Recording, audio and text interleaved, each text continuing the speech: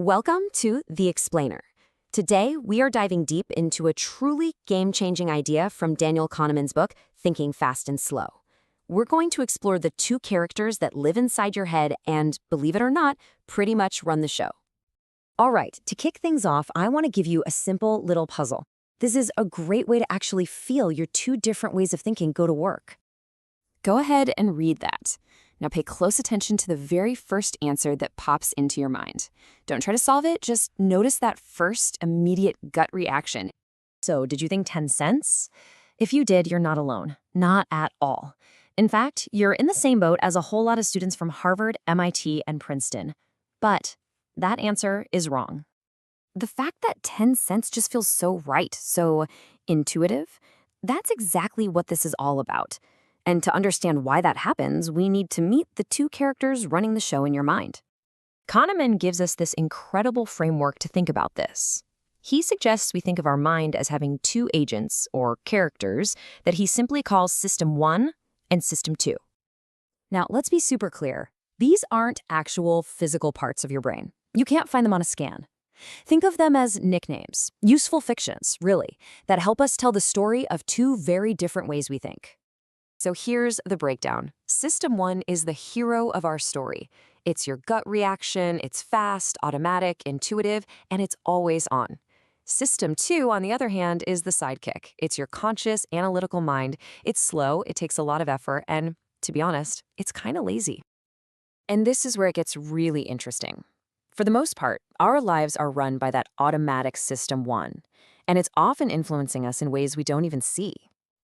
Let's look at one of the most fascinating and sometimes kind of spooky ways it does this. It's a phenomenon called priming. This is basically where being exposed to one idea can subtly, unconsciously change how you respond to the next one. Okay, get this. In a famous experiment, university students were asked to put together sentences using words associated with old age, words like forgetful, gray, wrinkle. You get the picture. Well, after they finished, they were timed walking down a hallway. The result? They physically walked slower, and they had absolutely no idea why. Their behavior had been primed. And this really gets to a core and maybe slightly unsettling idea in the book.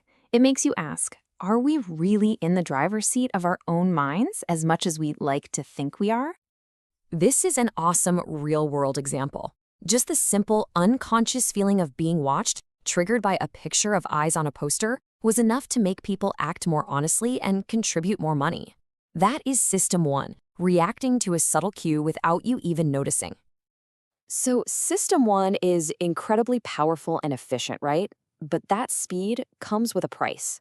So what happens when our fast, intuitive thinking gets things wrong?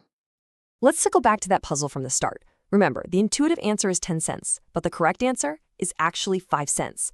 And to get there, you have to consciously stop, engage that lazy System 2, and actually do the math.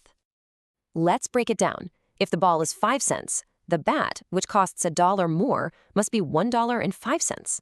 Add them up, and you get $1.10. The 10 cents answer feels right, but it's just a tempting shortcut that falls apart the second you check it.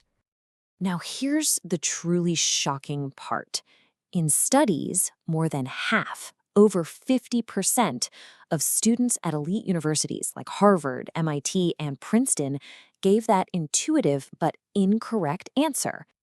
And this is the whole point.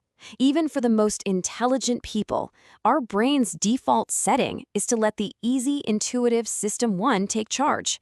It takes deliberate effort to engage the analytical System 2, and we often just don't bother.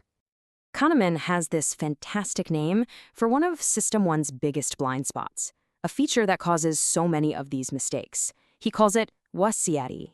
YCIATI stands for what you see is all there is. And it's simple. Your fast-thinking mind takes whatever information is right in front of it and instantly builds the most coherent story it can. But crucially, it completely ignores any information that's missing. This is what makes us jump to conclusions and become overconfident based on, frankly, incomplete evidence.